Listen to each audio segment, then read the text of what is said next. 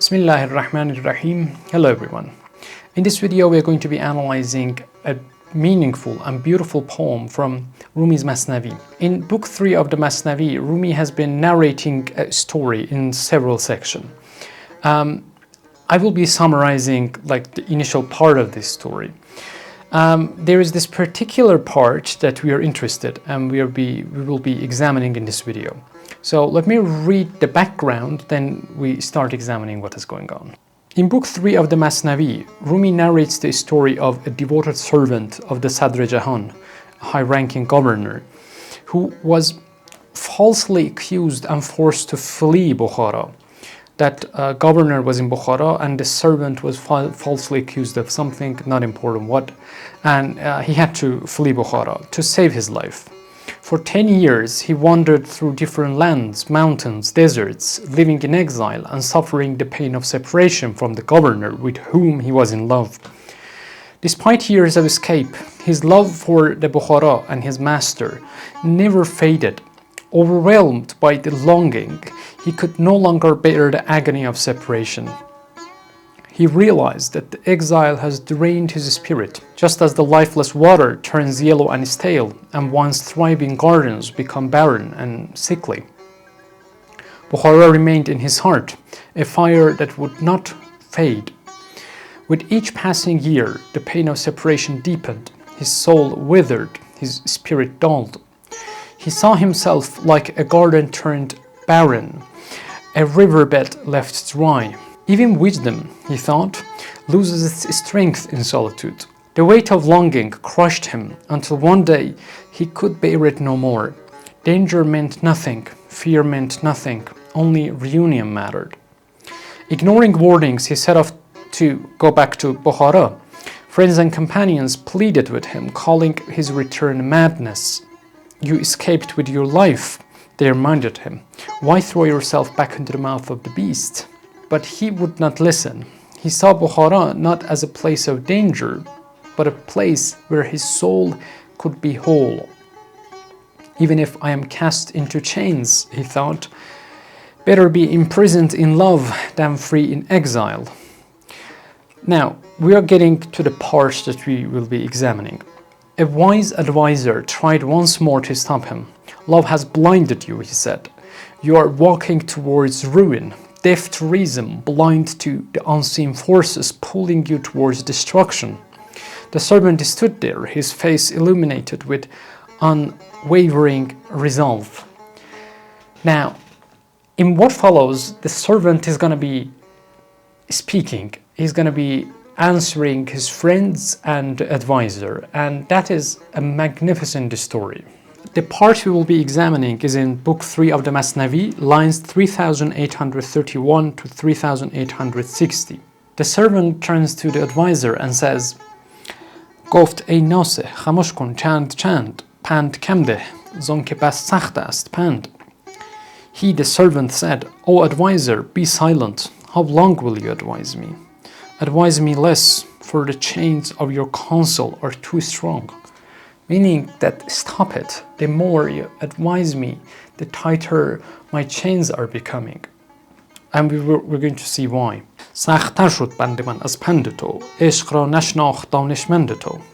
My chains grow tighter from your advice. Your learned ones have not known love. And this is where the real story begins. He says, stop it. What you are doing is you are considering this story. You're looking at this case through reason and thought alone. You're using only your partial reason. This is a matter of love.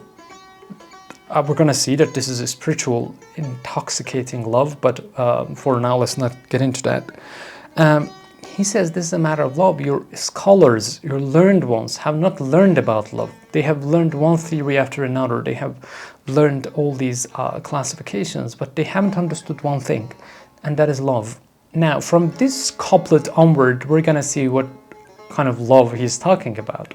But to put things in perspective, in this story, the king in Bukhara signifies God, Rumi's divine beloved.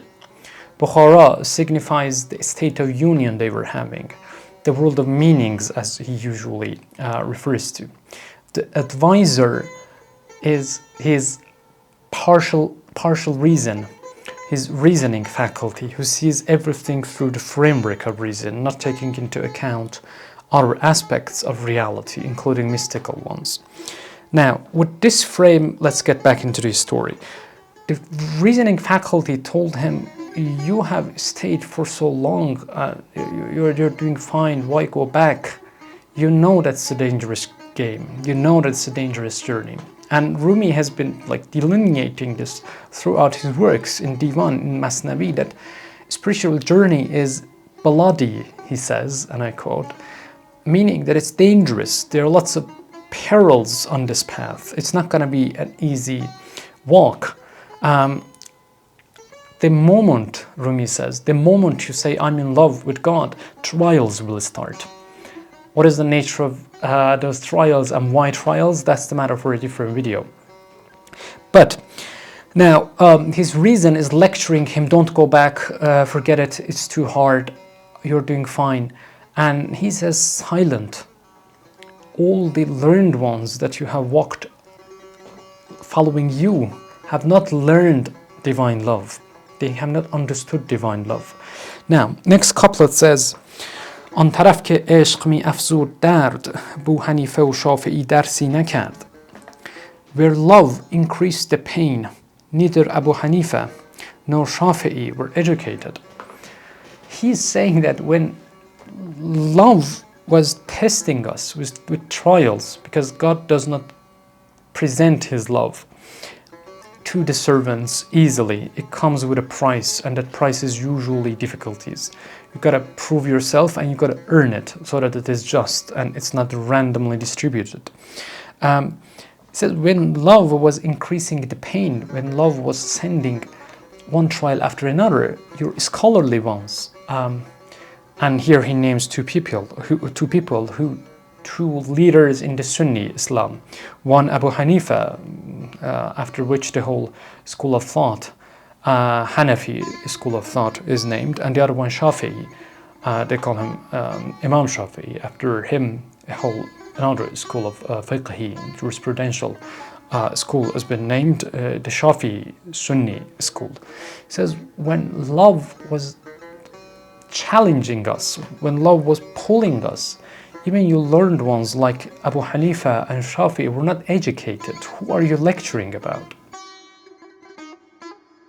تا نکن تهدید از کشتن که من تشنه زارم به خون خیشتن. Do not threaten me with death, for I am thirsty for my own blood. Do not lecture me on dangers on this path, that I'm going to be killed, I'm going to be wounded. I'm eager for that. We're going to see why. عاشقان را هر زمانی مردنی است. مردن عشاق خود یک نوع نیست.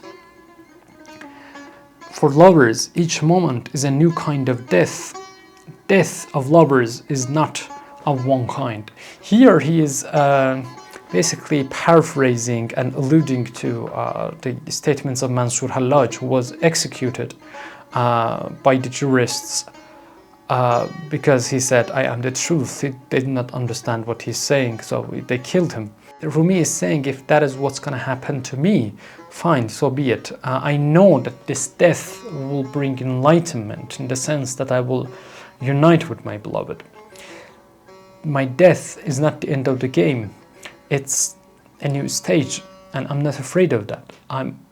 He consistently says in his poems, especially in Divan, where he's more intoxicated compared to what we see in Masnawi, that God, he's talking to his beloved, God, I cannot tolerate this separation anymore. Either show yourself or end my life. If this is what is going to bring me to you, fine, I return the ticket. I don't want it. I don't want this life. Take my life. I want to be with you. In the second hemistich, it says, death of lovers is not of one kind, which could be interpreted as what is called the death of the self, the killing of the self in this world, which means that you're controlling, taming, training your lower self, your ego. in this world, resisting the animalistic tendencies, resisting excessive desires, and only focusing on what truly matters and what is valuable. So in this sense, you kill yourself by taming it. In the next couplet, he says, او 200 جان دارد از جان خدا وان 200 را می کند هر دم فدا. He, the lover, has 200 lives, gifts from the guiding soul, and each moment he sacrifices them. The lover is not afraid of dying. Even if he had 100 lives, he could submit them all at once. And I am such a lover, I would submit all my lives all at once to reach my beloved. هر یکی جان را ستاند 10 بها از نبی خوان عشرت امثالها. Each life he offers the lover, each life the lover offers is worth tenfold in gain. Read from the Prophet tens of such examples. What he is gaining when he is submitting his life is not, they're not even comparable. And he refers to prophetic narratives, stories. Read the prophetic tradition to see tens of such examples. Then comes one of those absolute beauties in his poetry. گر بریزد خون من آن دوست رو پای کوبان جان برافشانم برو. If my beloved spilled my blood, I will dance in joy, offering my soul. I have submitted my will, I have submitted my desires to the divine beloved so much that I'm willing to give everything, even if that thing is my life. If he wants to spill my blood, if he wants to kill me, I'm happy for that. I take joy in that. گر بریزد خون من آن دوست رو پای کوبان جان برافشانم برو. The next couplet he says, آزمودم مرگ من در زندگی است چون رهم زین زندگی پایندگی است. I have tested it. My death lies in worldly life. When I leave this life, there is permanence. اقتلوني اقتلوني يا ثغات إن في قتلي حياة في حياة. Kill me, O trusted ones. He's referring to his friends. For in my killing, true life comes. Now, again, he's bringing to our attention, he's reminding us of Mansur Hallaj's story. Kill me. I do not care. This life is a veil between me and my beloved. This life is death for me. My true life lies after this. My true life lies in my death to my worldly life. Or we could interpret my true life begins after I kill my ego, even while I'm alive. يا منير الخط يا روح البقاء اجتذب روحي وجد لي بالبقاء. O you, the radiant face, O the spirit of eternity, draw my spirit towards yourself and grant it subsistence. He's speaking to God. You are the source of enlightenment, he's saying, and you are the spirit of eternity. Pull myself towards yourself and grant it subsistence. And by subsistence, clearly he's speaking of the stage after what is called fana. Fana fillah means annihilation in God. I don't like that translation, it's misleading. It is self-transcendence. And stage following that is baqa billah, subsistence in God, which is more permanent in quotation marks, which is more stable. And he's saying, draw my spirit to yourself and grant it subsistence. I don't want to come back, just keep me there. پارسی گو گرچه تازی خوشتر است عشق را خود صد زبان دیگر است. Speak in Persian, he says to himself, though Arabic is sweeter, for love itself has 100 languages. Now here he's using the excuse of Arabic language to bring up this point. Love itself has 100 languages. Let's pinpoint this, he's going to come back to that.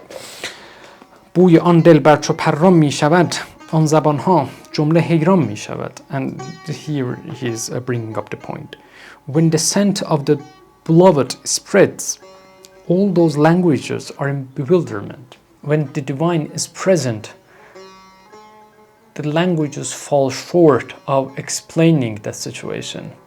The divine presence eludes verbal expression. It cannot be explained. It's ineffable, says Rumi. Divine presence is an experiential thing. It cannot be described by words.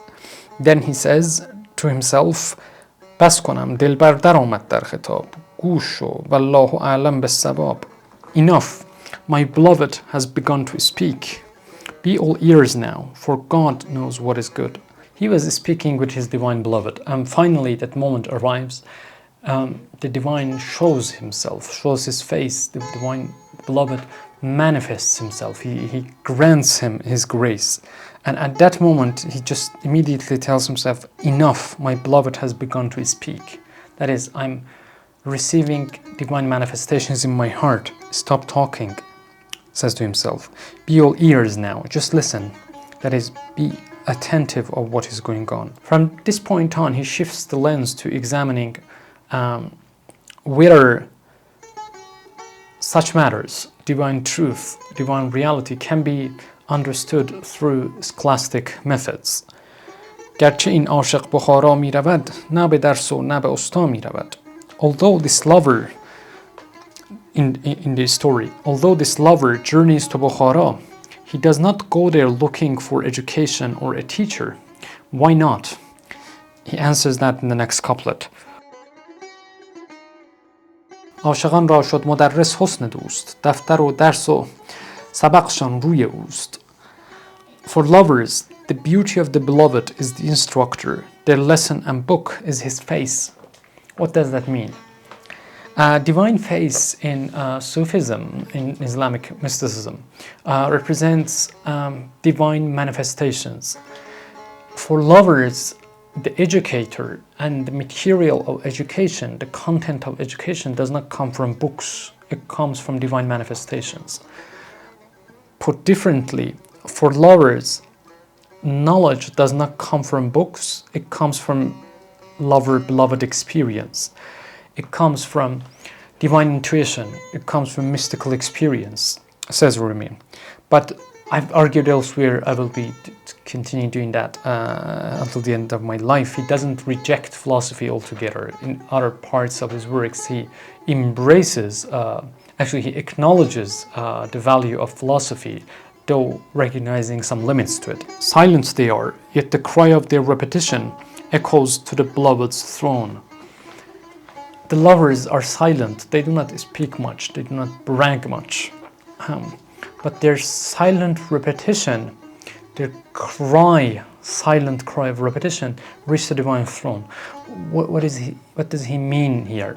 He's of course using paradoxes, which he loves so much, and which we see all over his poetry.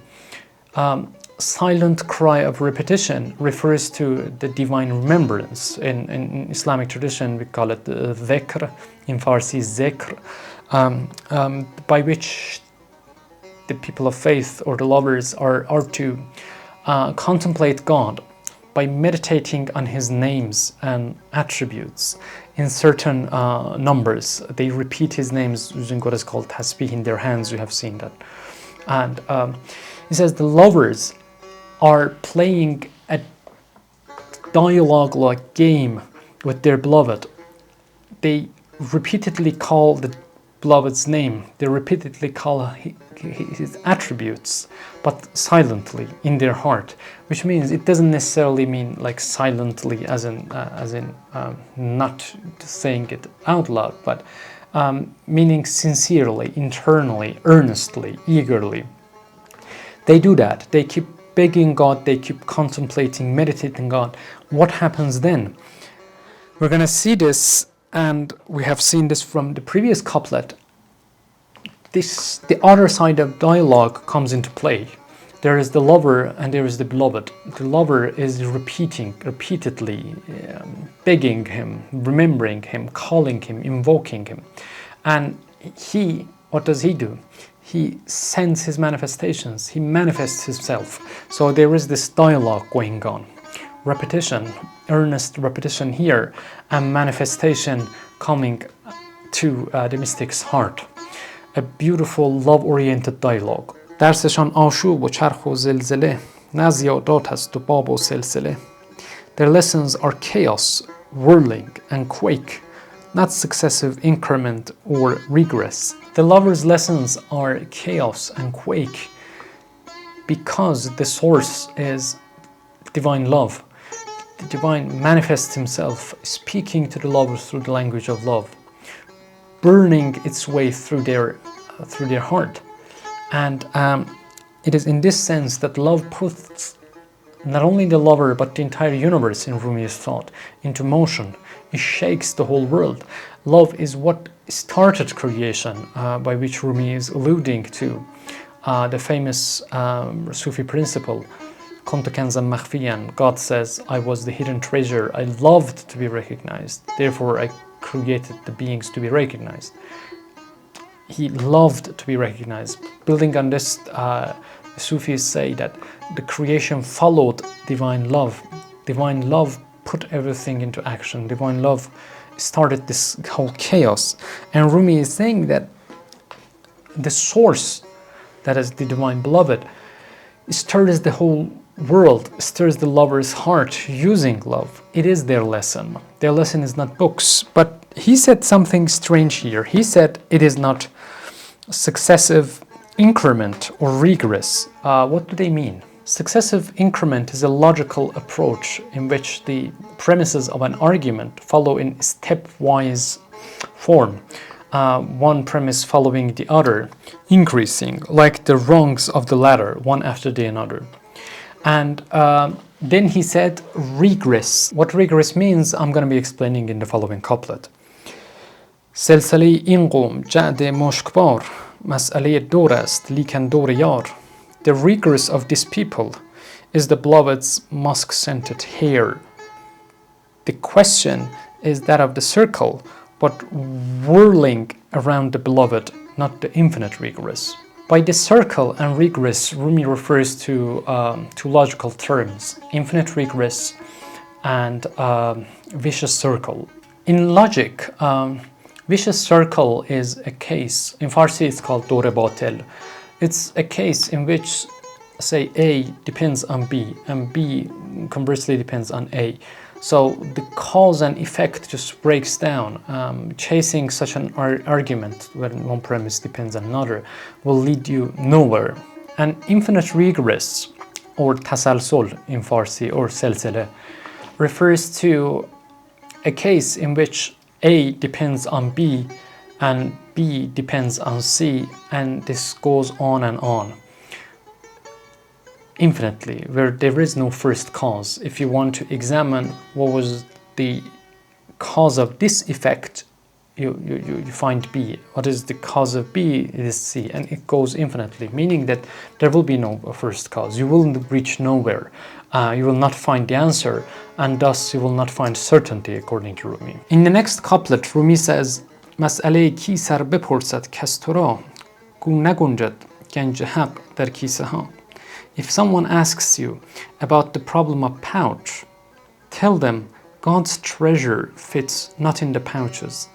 What on earth does that mean? The problem of the pouch is a metaphorical dilemma in which when a thunder hits a pouch of gold, the thunder passes through the sack, the pouch, because it is soft and it is spongy. But when it hits the gold, because the gold is hard and it doesn't let the thunder pass through, sparks appear and fire appear. Rumi is saying, if someone asks you why there was fire in the gold but not in the sack, in the pouch, say that the divine treasures would not fit the material frameworks and possessions. The spiritual truth, the divine treasures, do not fit into this little sack. And the sack or pouch represents, of course, the worldly possessions, worldly methods of understanding. Divine wisdom for Rumi does not cannot be captured through only partial reason, through only rational reflection.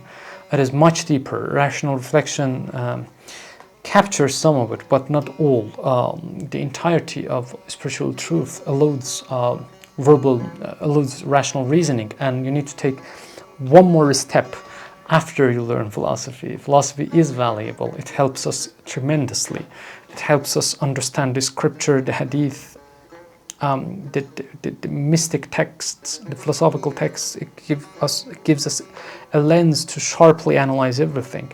But it has its own limitations. We shouldn't be creating a god of reason, says Rumi. آن بخاری قصه دانش نداشت، چشم بر خورشید بینش می گماشت. The Bukhara man sought not mere knowledge and facts. That's why he wasn't going back to Bukhara to learn, to find a master, but fixed his gaze at the sun of insights. He was not looking to get educated because he was receiving education through spiritual insight, through mystical experience.